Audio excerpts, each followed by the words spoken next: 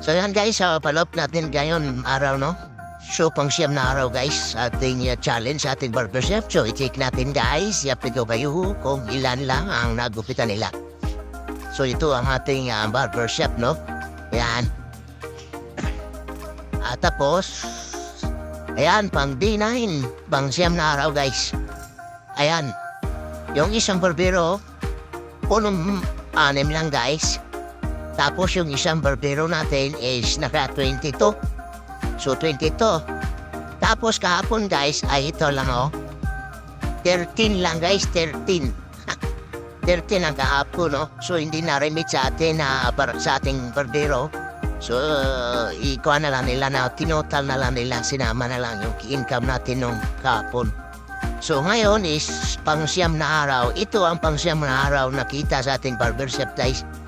22 at saka yung isa is sa 6 lang. So matumal talaga ang gupit ngayong buwan na guys, no? Buwan ng July. So yun na nga guys, yun ang update natin sa ating barbershop, no? So hindi lahat ng buwan or araw na mayroong maraming magupitan. So konti lang guys, no? So biruin mo kahapon, no? Ang 8 araw yan, 13. Tapos yung isa kahapon guys, 5. 5. Tapos ngayon is pang siyam na araw. So 6. Tapos ito, 22. So na guys ang ating kita, no? Sa pang siyam na araw. Like and share lang guys sa ating video kung nagustuhan ninyo, no? Ang ating challenge. Revenue challenge sa ating barbershop para malaman ninyo na konti lang talaga ang kita. Kaya ngayon na hindi tayo nakapag-charity dahil sa sobrang liit ang income natin guys, hindi gaya ng mga nakaraang taon na medyo maganda-ganda yung kitaan sa ating barbershop. So ngayon guys is grabe, no? Grabe sobra katumal guys ang kita sa ating barbershop.